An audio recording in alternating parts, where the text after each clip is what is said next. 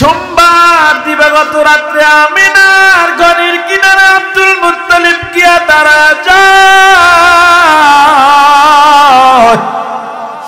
Abdul Muttalib রুমাল নিয়া তোয়ালে নিয়া দাঁড়াইয়া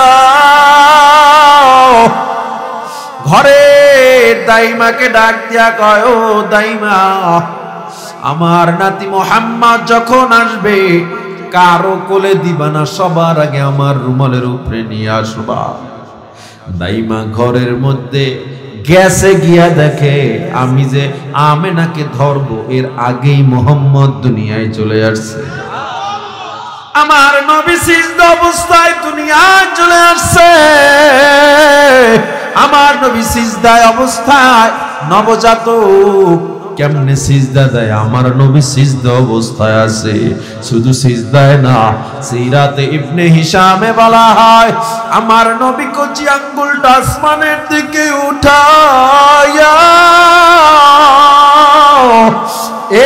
আমার নবী আঙ্গুলটার এরকম যখন নাড়া দেয় সাথে সাথে আসমানের চালটা ফেকে ফাটা ফাঁকা হয়ে যায়, আসমান থেকে নূর পড়া শুরু হয়, গোটা ঘরটা আলোকিত হয়ে যায়। আল্লাহু আকবার।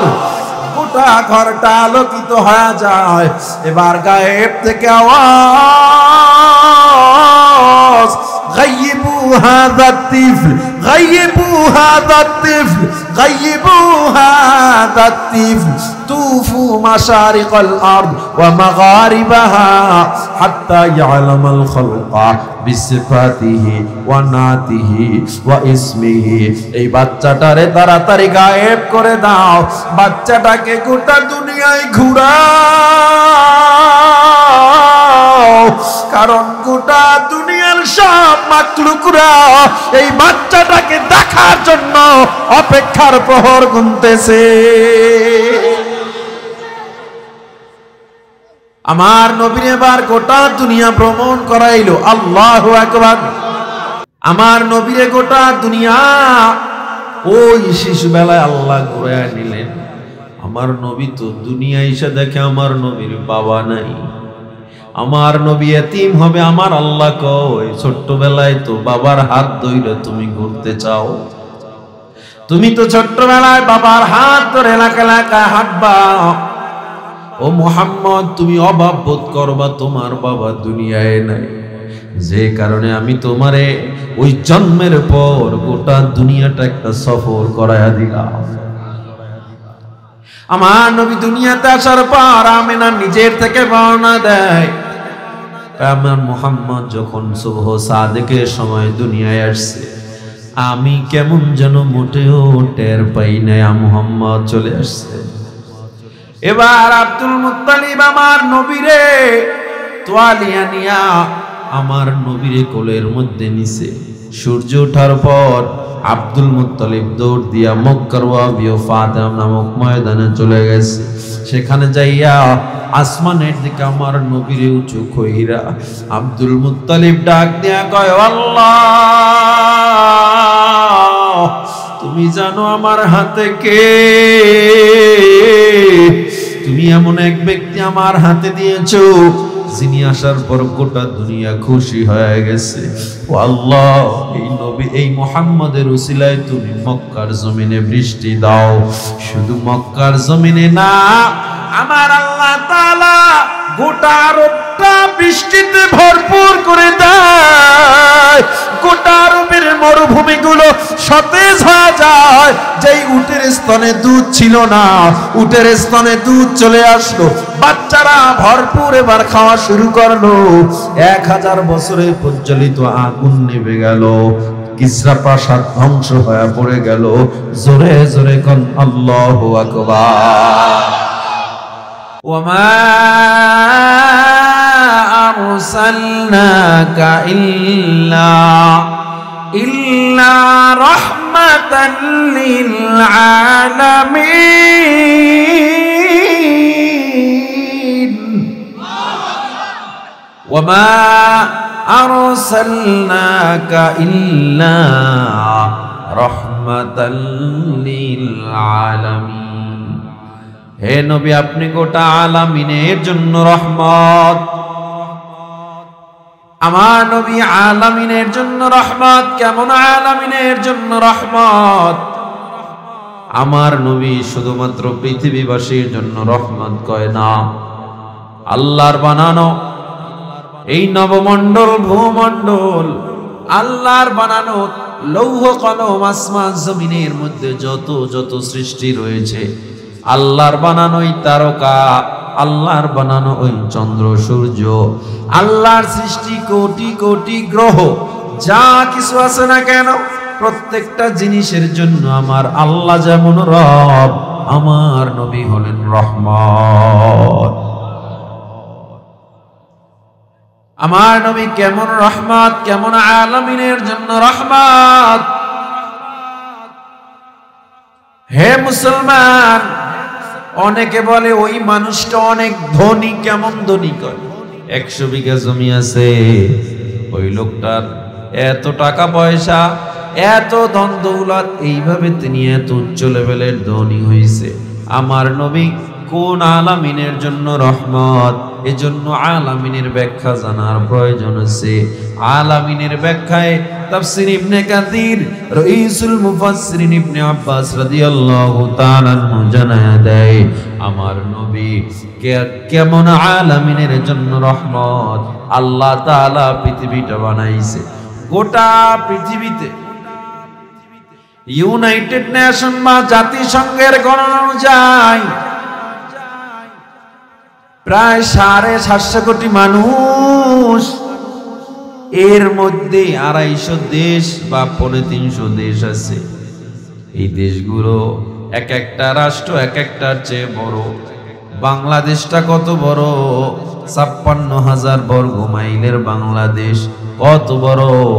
ভারতের পেটে 25টা বাংলাদেশ ঢুকে যাবে। তাহলে ভারত কত বড়? ভারতের চেয়ে আবার রাশিয়া বড়, ওই রাশিয়ার চেয়ে আমেরিকা, কানাডা, সুইডেন, কত বড় বড় রাষ্ট্র, সব মিলে হলো একটা পৃথিবী, ছোট্ট একটা পৃথিবী, ছোট। আল্লাহর এত গ্রহ, এত কিছুর মধ্যে পৃথিবীটা সবচেয়ে ছোট। এত গ্রহের মধ্যে পৃথিবী একটা ছোট্ট গ্রহ। দেখেন, উদাহরণ দিলে বুঝবেন পৃথিবীর তুলনায় সূর্যটা কত বড়। এইরকম পৃথিবী যদি একটা, দুইটা, আর 100 আর 200 না, 14 লক্ষ এক জায়গায় করেন, এই 14 লক্ষ পৃথিবী সূর্যের পেটের মধ্যে ঢুকে যাবে। বা একটু বেশ কমান, শ্বাস টানতেছে, সাউন্ডে মজা পাইতেছে, কি করবেন দেখেন। 14 লক্ষ পৃথিবী সূর্যের পেটের মধ্যে ঢুকে যাবে। এই পৃথিবী আল্লাহ তাআলা এত বড় করে বানাইছেন, অথচ এই পৃথিবীটা আল্লাহ তাআলা এত বড় বানাইলেন, এই রকম 14 লক্ষ পৃথিবী সূর্যের পেটের মধ্যে ঢুকে যাবে। তাহলে সূর্যটা যদি এত বড় হয়, একটা প্রশ্ন আসে, তাইলে তারকা কত বড়? আমরা তো জানি তারকা আরো বড়, ঠিক না? একটা তারকা কত বড় বলে, একটা তারকার পেটে, শুধু বেটেলজিউস নামে আল্লাহ একটা তারকা বানাইছেন, ওই তারকাটা কত বড়? ওই তারকার পেটে 33 কোটি সূর্য ঢুকে যাবে। আল্লাহ আসমানে এত কিছু বানাইছেন ভাই, আমার আলোচ্য বিষয় এগুলো না, এজন্য আমি এত বিস্তারিত ব্যাখ্যায় যাব না। আমি শুধু বলি, আল্লাহ যে গ্যালাক্সি বানাইছেন, নেপচুন বানাইছেন, জুপিটার বানাইছেন, আল্লাহ তাআলা ওই ব্ল্যাক হোল বানাইছেন, ওই যে প্রক্সিমা সেন্ট্রাই, আলফা সেন্ট্রাই, এত কিছু আসমান জুড়ে, মহাকাশ জুড়ে, এই সব সৃষ্টিগুলো মহা সৃষ্টি। এই সব সৃষ্টির জন্য আল্লাহ রব, আমার নবী রহমত। তো কুজা সুন্নতে আহমদ কুজা বা মুহাম্মদ কৈবুদ নিসবত তোরা। ও মুসলমান ইমানদার, আল্লাহ তাআলা আমার নবীর কেমন করে বানাইছে। ওই জন্মের সময় আমার নবী আলাদা।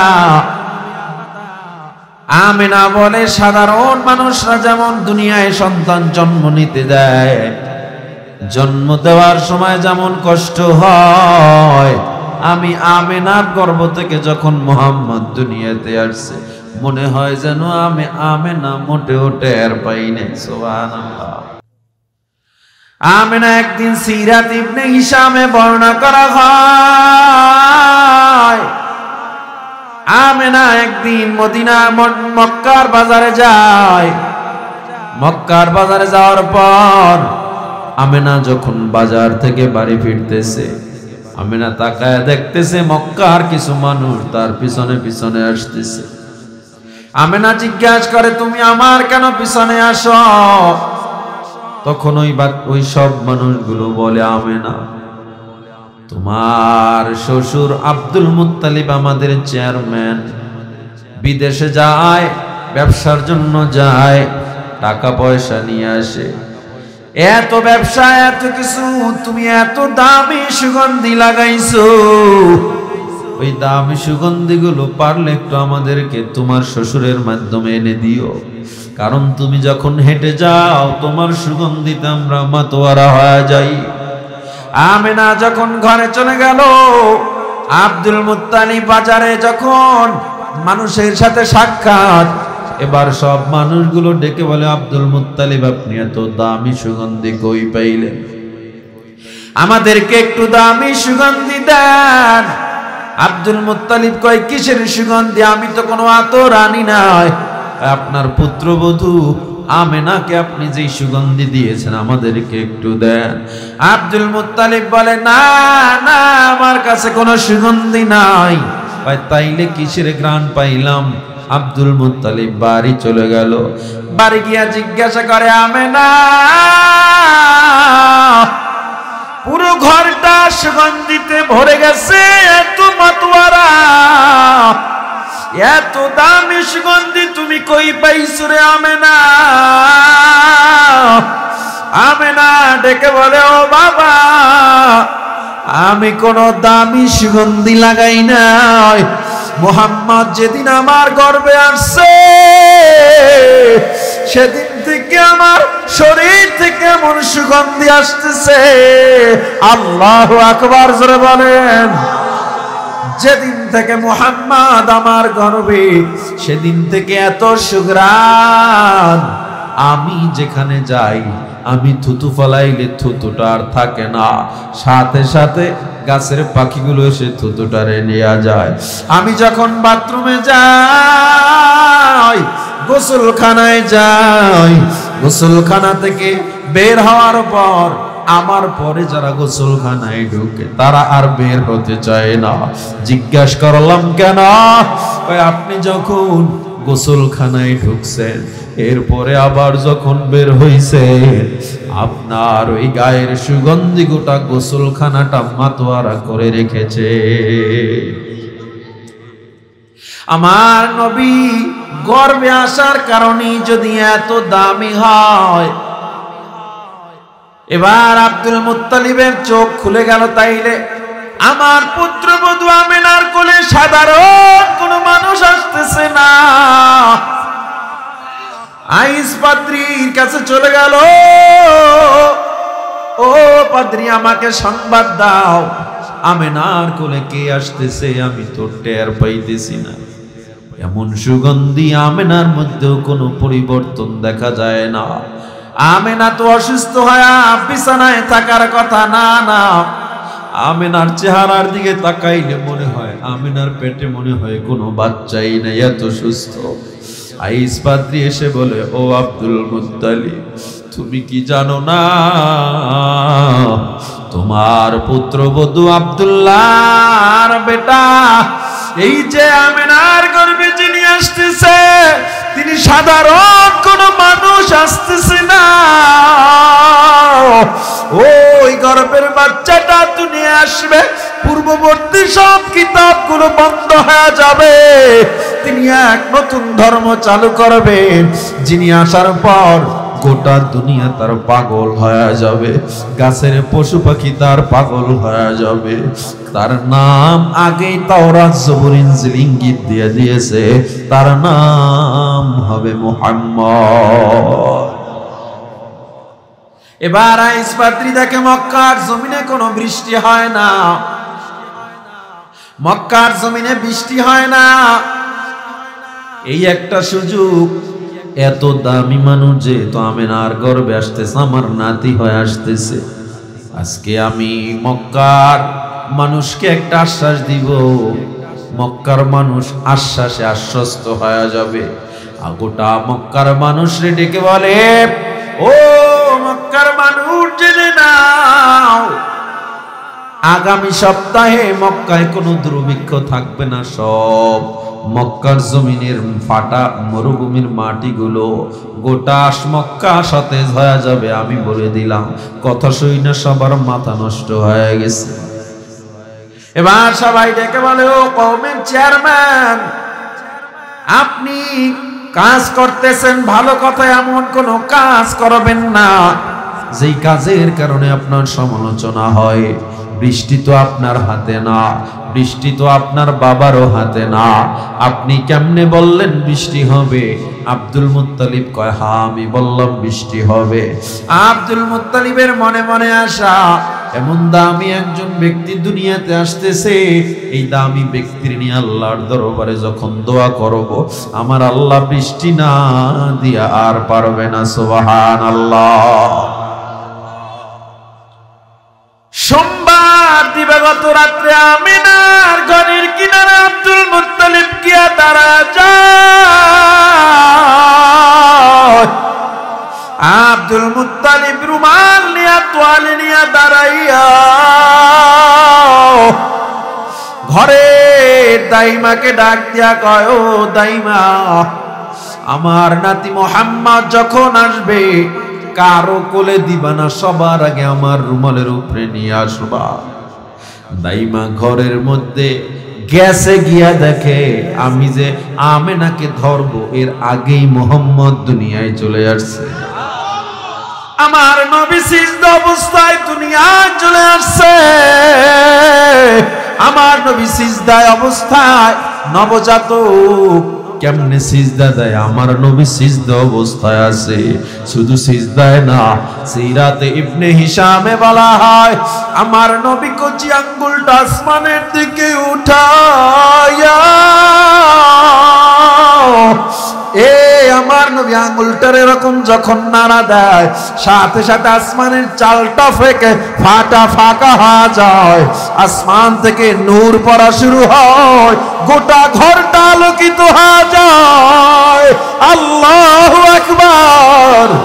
গোটা ঘরটা আলোকিত হয়ে যায়। এবার গায়েব থেকে আওয়াজ,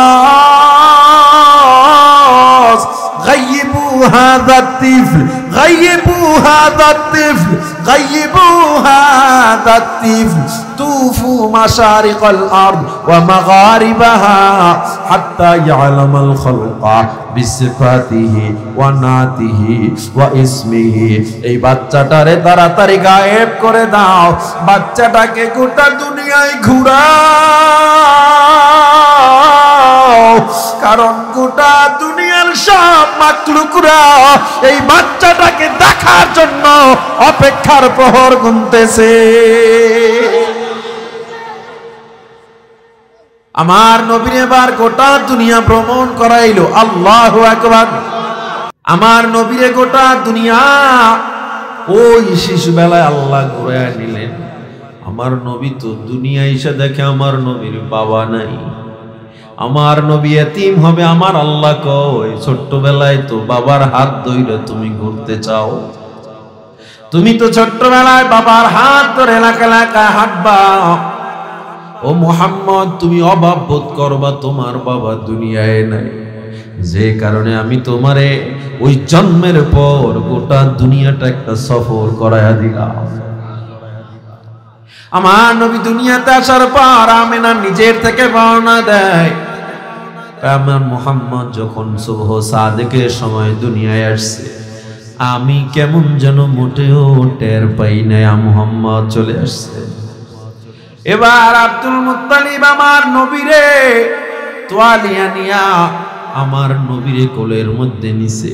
সূর্য ওঠার পর আব্দুল মুত্তালিব দৌড় দিয়া মক্কার ওয়াবিও ফাতেমা নামক ময়দানে চলে গেছে। সেখানে যাইয়া আসমানের দিকে আমার নবীরে উঁচু কইরা আব্দুল মুত্তালিব ডাক দিয়া কয়, আল্লাহ তুমি জানো আমার হাতে কে? তুমি এমন এক ব্যক্তি আমার হাতে দিয়েছো যিনি আসার পর গোটা দুনিয়া খুশি হয়ে গেছে। ও আল্লাহ, এই নবী এই মুহাম্মদের উসিলায় তুমি মক্কার জমিনে বৃষ্টি দাও। শুধু মক্কার জমিনে না, আমার আল্লাহ তাআলা গোটা আরবটা বৃষ্টিতে ভরপুর করে দেয়। গোটা আরবের মরুভূমিগুলো সতেজ হয়ে যায়। যেই উটের স্তনে দুধ ছিল না, উটের স্তনে দুধ চলে আসলো। বাচ্চারা ভরপুর এবার খাওয়া শুরু করলো। 1000 বছরের প্রজ্বলিত আগুন নিভে গেল। কিসরা প্রাসাদ ধ্বংস হয়ে পড়ে গেল। জোরে জোরে কোন আল্লাহু আকবার। এ হলো আমার নবী। কেমন আমার নবীর মিলাদ। মিলাদ অর্থ হলো জন্ম। নবীজির অলৌকিকত্ব ছিল মিলাদ জন্মের ভিতরে, তবে এটা আমল করার কিছু নাই, ঠিক কিনা? মিলাদুন নবী আমল করার কিছু নাই। শুনে শুনে বরকত এবং ফজিলাত নিয়ে মন নরম করবা। তাহলে আমল করব কোনটা? বলে সিরাতুন নবী আমল করবা। কি আমল করতে হবে? সিরাত মানে নবীর চারিত্রিক বৈশিষ্ট্য কেমন ছিল এটার উপরে আমল করতে হবে। মিলাদ আমল করার কিছু না। মিলাদ শুনে অন্তর নরম করব, নবীজির প্রতি ভালোবাসা বৃদ্ধি করব।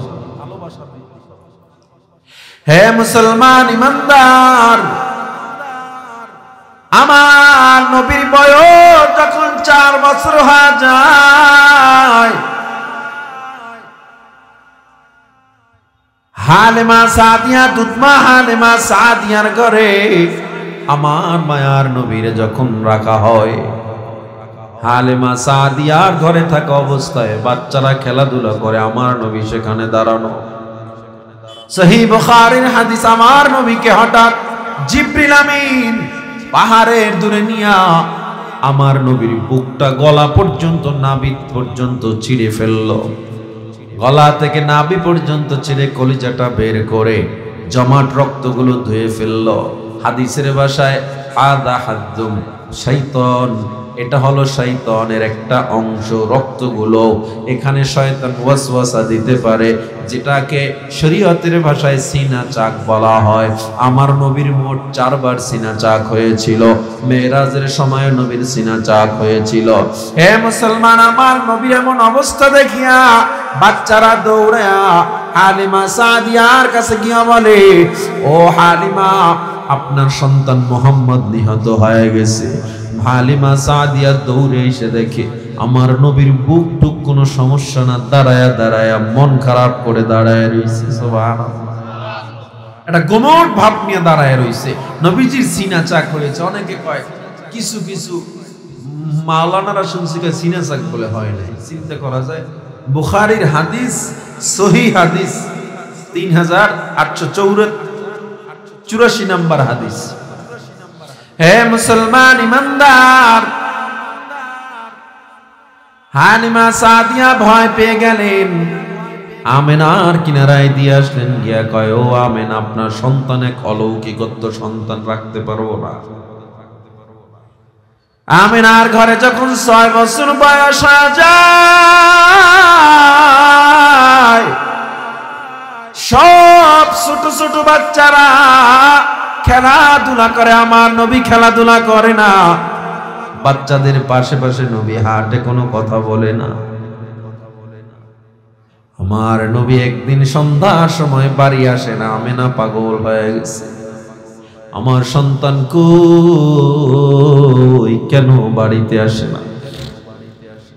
আমেনা পাগলের মতো দৌড়াইয়া ওই খেলাধুলার জায়গায় গিয়া বাচ্চাদেরকে ডেকে বলে, ও বাচ্চারা, আমার মুহাম্মদকে দেখছো নাকি?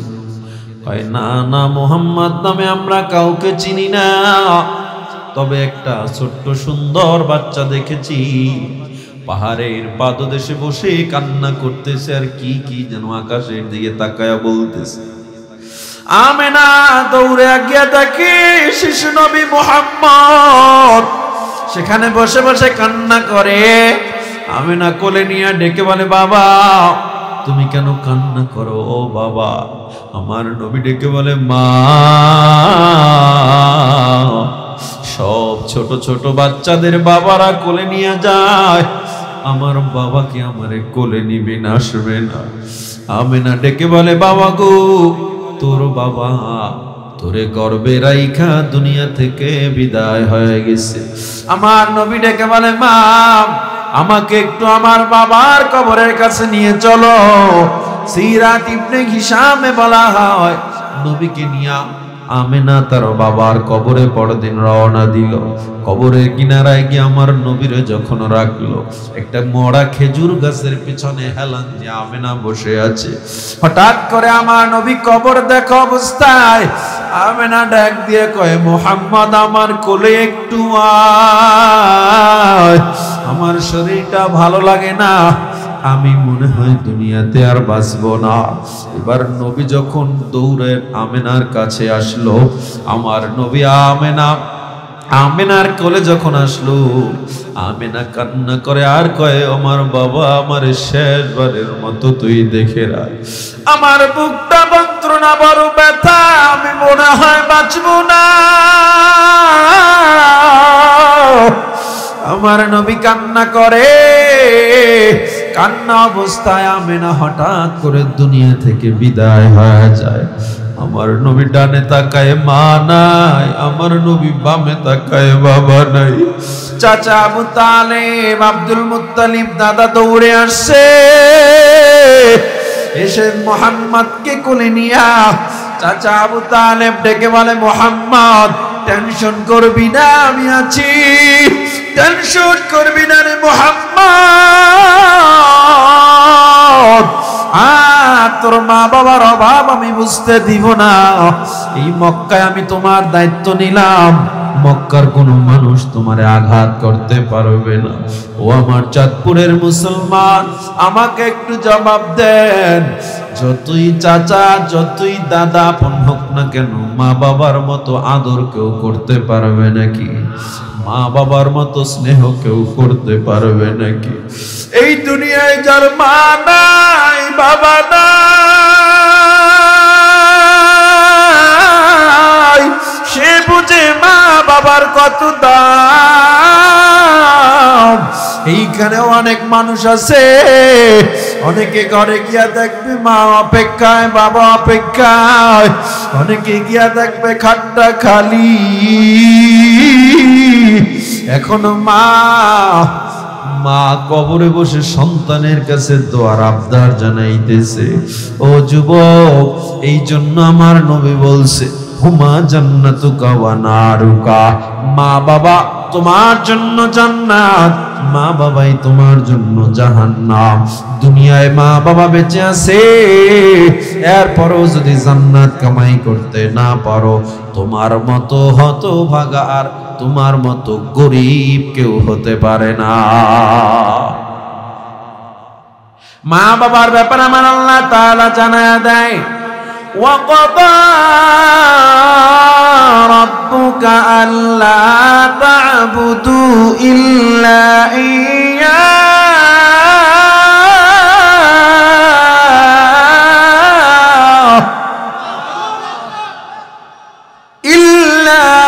إِيَّاهُ وَبِالْوَالِدَيْنِ إِحْسَانًا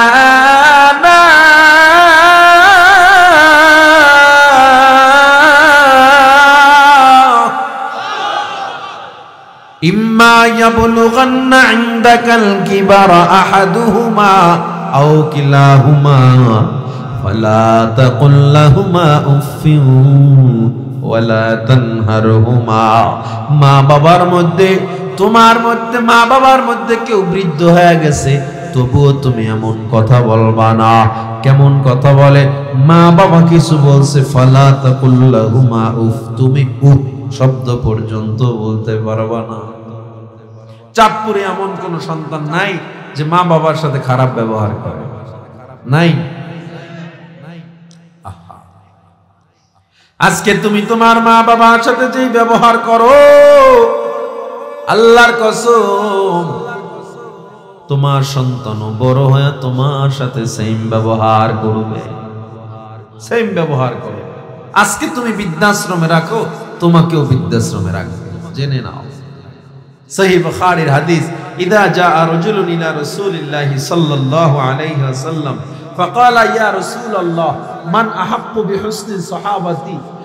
নবী, মা বাবার মধ্যে আমি কাকে বেশি ভালো ব্যবহার, সৎ ব্যবহার করব, কাকে বেশি ভালোবাসবো? নবী বলে কি? উম্মুকা, তোমার মা। ক্বালা তুম্মা মান?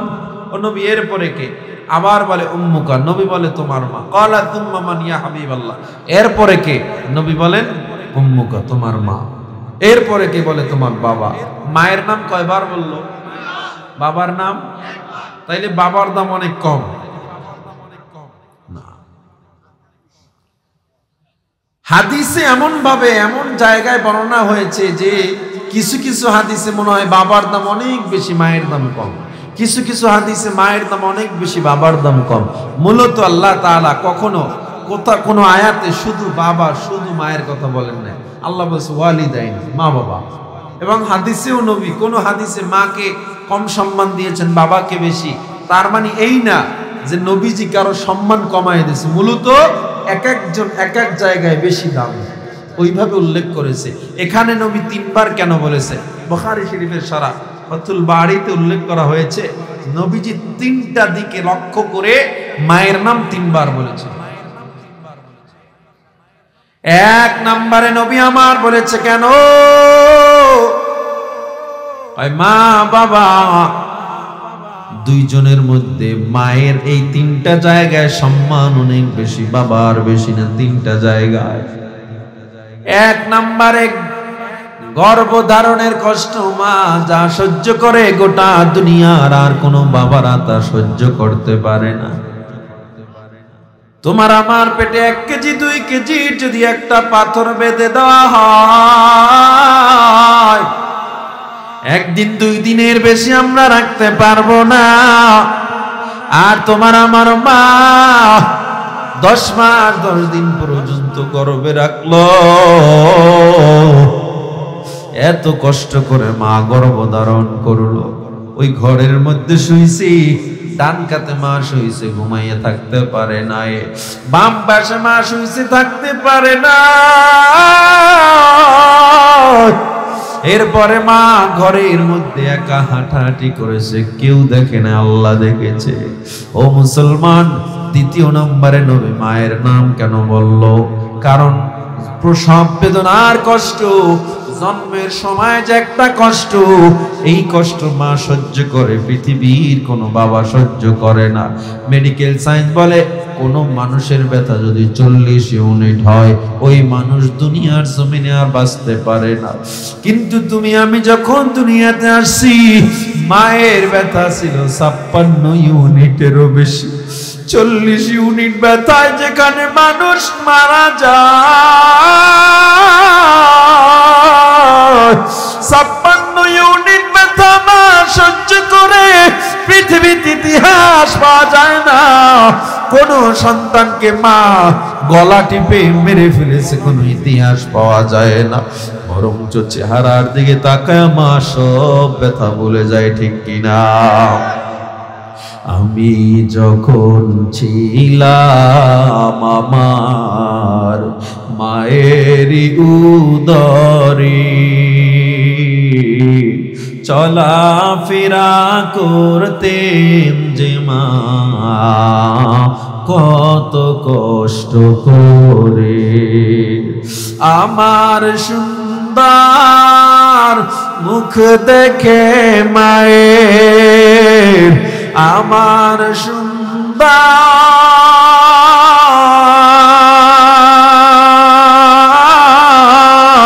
মুখ দেখে মায়ের ব্যথা যায় সব হাসায়া।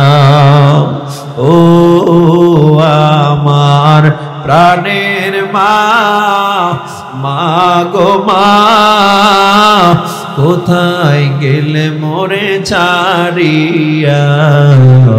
জনম দুঃখী এতিম আমি, চায় না কেহ ফিরিয়া।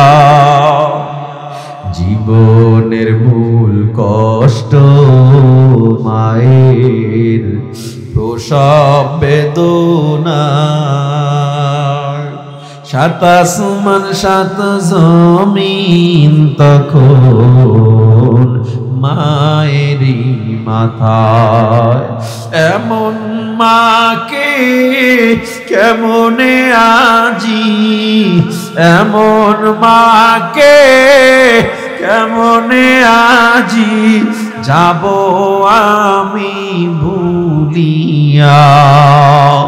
ও আমার প্রাণের মা, মা গো মা, কোথায় গেলে মনে ছাড়িয়া। জনম দুঃখী এতিম আমি, চাই না কেহ ফিরিয়া। হে মুসলমান ইমানদার, এই মা বাবার সম্মান আর ইজ্জত যেই সন্তান করবা না, তোমার মতো কপাল পরা সন্তান আর কেউ হতে পারে না। আর যার মা বাবা নাই শুধু দোয়া করবেন, রব্বির হামহুমা কামা রব্বায়ানি সগীরা। পারা যাবে তো ইনশাআল্লাহ। মুসলমান ইমানদার, আমার নবী যখন মা হারা বাবা হারা, নবীর বয়স আস্তে আস্তে 10 বছর হয়ে গেল। আমার নবী এখন গোটা মক্কার মধ্যে আল আমিন উপাধি পেয়ে গেলেন। কারণ আমার নবী যদিও বাচ্চা, নবীর মতো এত বড় বিশ্বাসী আর মক্কায় কেউ নেই। আমার নবীর এমন আদর্শওয়ালা হয়ে গেল, বাচ্চাদেরকে মা ঘুম পাড়ায়, আর মা বাচ্চারে ঘুম পাড়ার কয়, আমার সন্তানকে আমি মুহাম্মদের মতো ভালো বানাবো। সুবহানাল্লাহ। নবীর বয়স যখন 25 হয়ে গেল, আমার নবী এবার আম্মাজান খাদিজার সাথে বিবাহ বন্ধনে আবদ্ধ হলেন। নবী আমার হেরা গুহায় ধ্যান মগ্ন করতে লাগলেন। 40 বছর পর্যন্ত নবী ধ্যান মগ্ন করলেন। হঠাৎ করে হেরার চারপাশ আলোকিত হয়ে গেল। জিবরিল আমিন এসে বলে, ইকরা। নবী বলে, আমি পড়তে জানি না। হ্যাঁ নবী আপনি পড়েন। নবী বলে, আমি পড়তে জানি না। আবার বলেন পড়েন। নবীর বুকে চাপ দিয়ে বলে, ইকরা বিসমি রাব্বিকাল্লাযী খলাক। পড়েন আপনার প্রভুর নামে যিনি আপনাকে সৃষ্টি করেছে। আমার নবী একটানে 5 আয়াত পর্যন্ত পড়ে ফেলল। আমার নবীর গায়ে জ্বর উঠে গেল, শরীরের তাপমাত্রা বেড়ে গেল। খাদিজার ঘরের কিনারায় নবী গভীর রাত, খাদিজার ঘরের কিনারায় গিয়া বলে, খাদিজা দরজা খোলো, আমি মুহাম্মদ। আম্মাজান খাদিজা যখন দরজা খুললো, জাম্মিলুনি জাম্মিলুনি, খাদিজা আমার একটু চেপে ধরো, আমার একটু আমজা করে ধরো। আম্মাজান খাদিজা নবীরে কম্বল দিয়ে যখন চেপে ধরলো, আমার নবীর ঠোঁট মুবারক খাদিজার কানের সাথে লাগাইয়া আমার নবীটিকে বলে, খাদিজা তুমি আমার এতদিন এত ভালোবাসছো, আমার জন্য ওই হেরা গুহার এত সংকীর্ণ পথ, পাহাড়ের পিচ্ছিল পথ তুমি আমার জন্য খানা টানছো। ও খাদিজা তুমি জানো আমার মা নাই, তুমি জানো আমার বাবা নাই, একমাত্র আপন তুমি আমার। ও খাদিজা আমি এখন এমন একটা কথা বলবো, হতে পারে তুমি আর আমার ভালো জানবা না। আম্মাজান খাদিজা ডেকে বলে, ও মুহাম্মদ, গোটা মদিনার মানুষ আপনাকে কতটুকু ভালো জানলো আমি জানি না, তবে আমি খাদিজা আপনাকে একটা সেকেন্ডের জন্য বিশ্বাস করব না। এবার আমার নবী কয়, খাদিজা আমি হেরা গুহায় যখন ধ্যানমগ্ন ছিলাম, আল্লাহর পক্ষ থেকে আল্লাহ জিবরিল আমিনকে পাঠাই আমার উপরে কোরআন নাজিল করে দিয়েছে। ও খাদিজা আজকে ফজরের পর থেকে কোরআনের দাওয়াত আমি শুরু করে দিব। আম্মা জান খাদিজা নবীর হাতটারে আরো শক্ত করে ধরে বলে, ও মুহাম্মদ,